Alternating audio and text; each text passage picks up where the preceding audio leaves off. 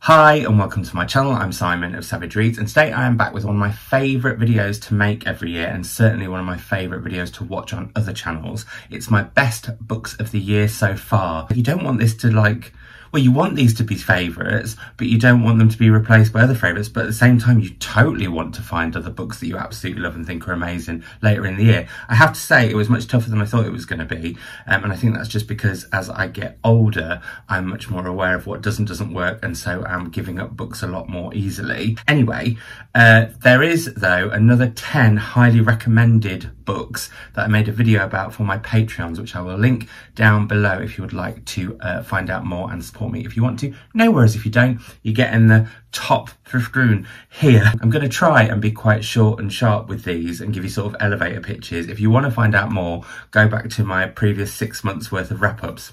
All of them, every single one.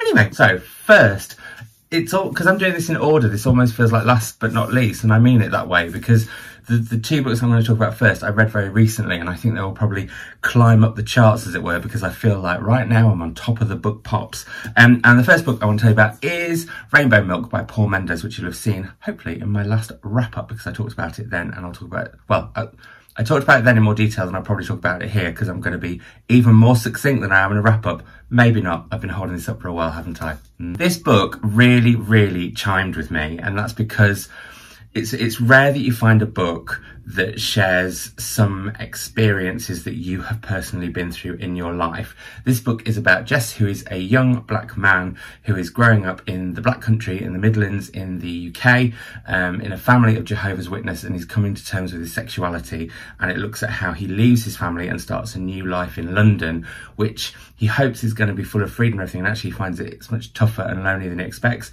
However, there is hope in this book.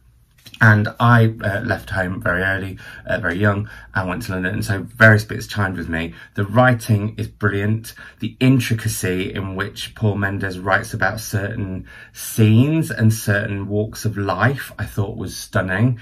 And I love the way it looked at race, racism, religion, sex, sexuality. It's completely unflinching, it's completely brilliant, and there we are. I'm going to try not to say every single book is brilliant, because the whole reason they're in this video is because they're brilliant. So on to another book, and also by Dialogue Books. This is The Vanishing Half by Brit, Bennett, which again I read in June. And this book I have not stopped thinking about since I read it. I just think it is an absolutely stunning book. The main premise is that we have two sisters who run away from home, from the town of Mallard where they grow up, and they are black but quite light-skinned, and after they leave and get to New Orleans, one of them leaves the other to pass as a white woman, while the other one carries on living as a black woman. And that in itself is like so many it's about how Stella keeps all these secrets about who she is. It's about the separation between the twins is such a struggle, but more than that, we then look at what happens generations on with their daughters Jude and Kennedy, and we also go back to their parents and an awful incident that happened in their childhood, as well as a whole cast of characters that come in. And I describe this book as being like a firework display, because you just keep getting these amazing little stories that just sort of light up and sort of spread. And yeah, I just absolutely adored it. So I can't recommend that one enough. I'm going to say can't recommend that one enough a lot. Then on to, and I don't have a finished copy of this yet, and this actually isn't out until August. This is The Mission House by Carys Davies, and this tells of a man who leaves his life in contemporary Britain and goes out to India to go and stay in a mission house where he accidentally slights somebody, and from then on we don't know what's going to happen, but the tension just builds and builds and builds, and it looks at the bubbling of a tumultuous time in India at the same time. And what I love about Carys Davies, and I have done since I read her short story collection and fell in love with The Redemption of Galen Pike, which is her second short story collection, is that she doesn't waste a word, and yet even though the writing is very controlled and concentrated, it doesn't stop it from being vivid, and it doesn't stop it from the characters being kind of fully formed and walking off the page.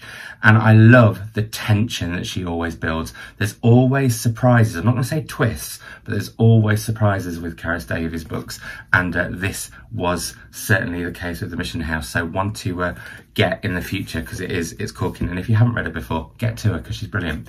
Then another favourite author of mine, actually I had the joy of doing an Instagram live with Charlotte Wood, who's written The Weekend, and I'll link any Instagram lives with any of the authors that I mentioned coming up in the description box below as well. This tells of three friends who go back to their recently deceased friend's summer house at Christmas, where they go to sort out her things. And what it does is it looks at the fractures in their friendships that have come to the fore more now that the main friend, I guess, who held them together, who was sort of the glue of their friendship, has gone. But at the same time, it looks at so much more in what is a slim volume. It looks at how we stereotype older women. I forgot to say, sorry, these women are all in their 70s.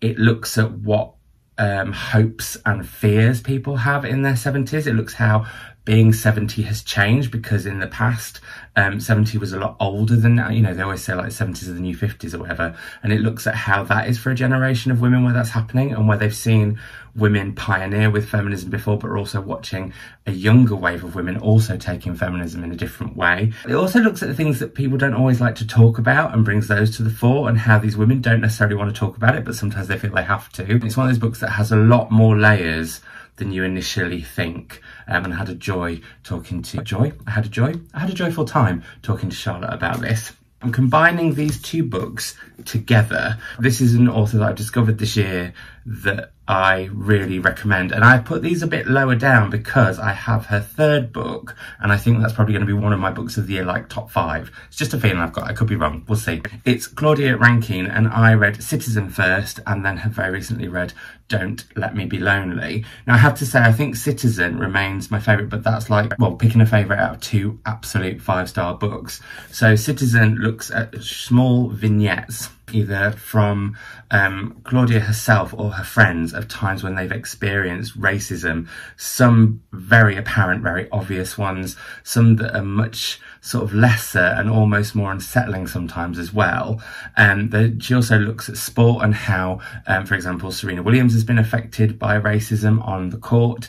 She looks at football. Because it's in vignettes and because it's very concentrated, we just get these short, sharp shocks, and it's really important reading. And this was one book that was recommended to me consistently with regards to the Black Lives Matter movement, and I'm so grateful it was, because I thought it was incredible, as I did Don't Let Me Be Lonely, which sort of looks at race and racism again, but then expands out into looking at people who are living solitary lives, looking at health, both physical and mental, and also looking at how the news and the information we consume affects us in all sorts of ways. So yeah, absolutely amazing. These two are both American lyrics.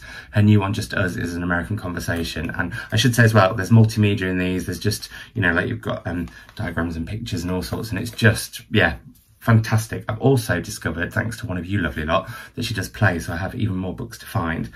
Then on to a favourite author, and a book that I wasn't sure I was going to love as much as I did, even though I love her writing in everything that I've read so far, and that's Graceland by Bethan Roberts. And this tells of the story of Elvis and his mother Gladys, from Elvis's birth and the death of his twin brother, to a little bit later on when we sort of see the poverty that they are living in, and how Elvis decides he wants to become a musician, and how this kind of almost cloying relationship between the two of them based on trauma is affected by his rise to fame and also his independence, basically. It leads up to when he joins the army, and I shall say no more than that. I read this for myself and Melanie Sykes' book club. I will link that video down below. We don't give anything away, you can't really, because it's all based on fact. There's so much to talk about in this book, and also Bethan Roberts gives you a fully formed, flaws and all, version of Elvis, even though you can tell she absolutely loves him, and there's some quite unsettling stuff in here as well. So I literally binged this. I absolutely loved it, and I never thought I would say say that about a book about Elvis, so go and see that video and find out more. There we go. Then on to an author who, again, I'm including 2 of their books. I had read them before this year, but really fell in love with their writing this year. And it is Attica Locke, and I did an Instagram live with her as well, which I'll link down below. These are the first in her Highway 59 series, which they're just incredible. So they centre around a black Texan ranger called Darren Matthews, and he gets involved in Bluebird. He sort of gets involved in a case that isn't really his, but he's quite intrigued by, where in a small town, a black man has been found dead, a lawyer, and then a few days later, a white woman, a waitress, is found dead. And normally in that area, they often say that it's the other way around, that you'll find a white woman dead and then a black man's body will turn up. So it looks at the racism that's going on in this small town, which is incredibly tense around all the race issues, as it has a large black community, but also has some of the Aryan Brotherhood of Texas, who are basically like the KKK, but with guns. And this is incredibly powerful. You also get to know a little bit more about his relationships, particularly with his mother and his wife, and I won't say any more than that, because as soon as I finished this one, I had to read this one, which is why I'm including them together. By the end of the year, I will only include one of these, I promise. And this takes us on from what happens at the end of Bluebird, which I won't spoil, and on to the next case, where a young boy called Levi has he's gone missing. So he's either been abducted or he's been killed, nobody's sure, and he is actually the son of one of the leaders of the cult of the Aryan Brotherhood of Texas, and Darren gets involved, and obviously the racial implications of that are huge, because he's helping someone who is so anti-him, and also he knows that some of the police the police system is racist, as we're learning. Well, we've known, but it's definitely more at the fore now, and so all of that is going on, and I think Attica Locke handles it just amazingly. Also, even the towns where these books are based on, like the first one is based on the small town of Locke, which is built on a plantation. This is based in Hopetown, which they're both fictional, which is a town that when the slaves escaped and were emancipated, they swam and created this new area that now the Aryan Brotherhood is slowly but surely moving in on. I mean, it's just phenomenal stuff. Then on to Tayari Jones' Silver Sparrow. Now, this book has been a slow burn with me. I really enjoyed it when I read it, but I just can't stop thinking about it. And Tayari Jones is another author who, the more I read of her work, the more of a favourite I know she's going to be. So this is set in, I want to say Houston, and I feel like that might be Atlanta. And we meet a mother and daughter initially, and the daughter starts off by telling us that my father is a bigamist, and we soon learn that there's another secret family, but actually the family that he's with the most.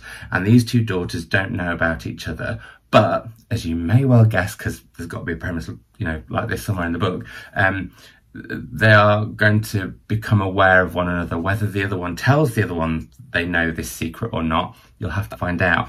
But Tayari Jones just writes so brilliantly. Like, she can do so much in so little space, as it were. You read like a few paragraphs and you know these characters, you know their family history. And I love the fact that through what the daughters' mothers are telling them, we get these sort of, because they're taking it in a more naive and innocent way, we get all the extra layers in what's kind of said and the nuance that the mothers are telling their daughters. And that can both be some incredibly funny moments, but also some incredibly dark moments too. And I just think Tayari Jones is an absolute master, and this is phenomenal. So yeah. And we have Natalie Haynes, 1,000 Ships. And this was everything I want in a book about classical civilization and the myths and legends that's going to get me sort of going off and finding out more. That first happened actually with Madeline Miller's Song of Achilles, and I think this is just amazing. So this is basically, the basic premise I'll give you is, this is the Trojan War and the fall of Troy and the aftermath, and obviously everything leading up to it, told only by the women involved, goddesses as well as mortals. But it's just the humour in here, the snark in here, the delight in here, you can just feel Natalie's love for the classics just coming through every page, and I just thought it was an absolute joy. I'm thrilled it's on the shortlist for the Women's Prize. And also my mother's a classicist and she thinks this is absolutely astounding too. Phenomenal. Then for something short and sharp, we have Jacqueline Woodson's Red at the Bone. I was gutted this wasn't on the Women's Prize shortlist because I just think this is amazing, and it's really hard to describe this book because it's so short without giving anything away. So all I will say is that this is about a young girl's kind of, it's almost like a debutante coming out kind of scene.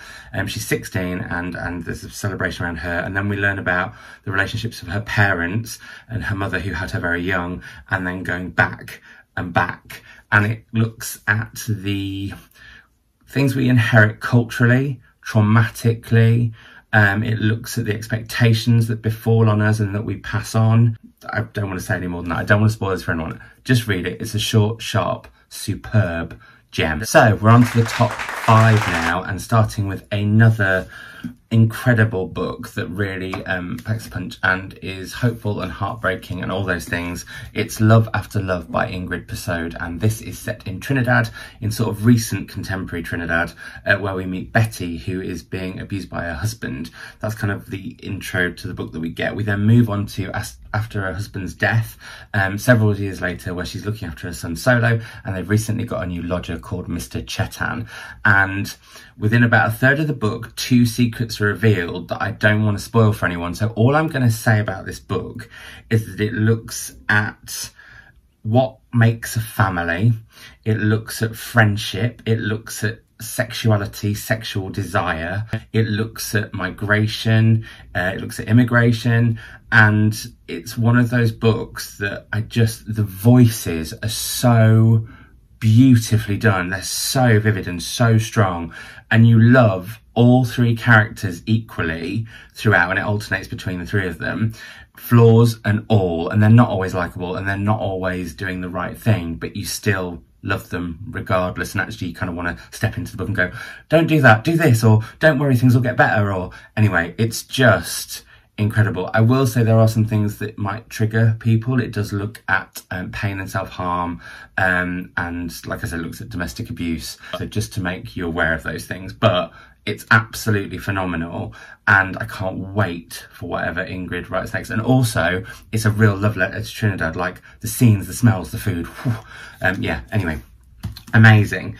Then on to 4th, a book that surprised me the most this year. I wasn't sure that I was going to like it. The lovely Elizabeth McNeil recommended it to me and said, give it a whirl. I started it and then just couldn't stop reading it. It is How Much of These Hills Is Gold by Zhang, who I did an Instagram live with, and I should say I did one with Ingrid Persaud. I'll link those down below. I just was so captivated by this. This is actually a Western, and I called it a country and Western, but apparently they're just Westerns. I think country and Western applies to music, but I thought it applied to books as well. Anyway, moving on. We have Lucy and Sam, who are siblings who are leaving their sort of hometown that they've known with their dead father in a suitcase behind them, and they're finding somewhere to bury their bar. And we kind of find out what happens to them as they try and find somewhere new they might settle. But then we go back to the time before their father died, when their mother was alive, and then we go back again. And I don't want to spoil anything more than that before we then go forward. This book looks at race and racism, it looks at sexuality, it looks at gender, as well as just being an incredible story. And actually it looks at what makes a family and what creates a home. These themes seem to be things that just really, really work for me. It's slight, but it packs an absolute wallop. And again, very like I was saying about Carys Davies, this book doesn't have twists exactly, but it has real surprises. Some good, some not so. But I can't recommend it enough. Just phenomenal. Then we have, at number 3, Evie Wyld's The Bass Rock. It's bass like the fish, not bass like the music. Anyway, this I just thought was wonderful, and I'm a huge fan of Evie Wyld's writing, and I did do an Instagram live with her, but it was before I could save them onto my IGTV. Drats! I loved this, and this tells of 3 women in very different generations, how they link. I don't want to spoil for anyone, but we have in contemporary time Viv, who is going to sort out her great aunt's flat. She's kind of she's a bit lost. She's trying to sort out her life, basically. Then we go to the Second World War, where we meet Ruth, who is in a difficult marriage, I would say, and she's also very isolated, and I won't spoil any more than that. And then we go back to the 1700s and Sarah, who has been accused of being a witch.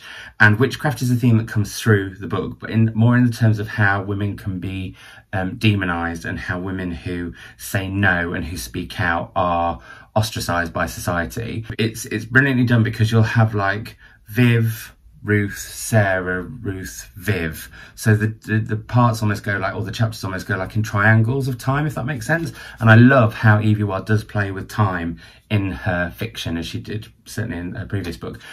So yeah, I just think this is phenomenal. Again, there are some triggering elements to this book, but I can't recommend you read it enough. On to number 2, which is some non-fiction. It's How We Fight for Our Lives by Sade Jones. And I can't thank Mercedes for recommending this enough.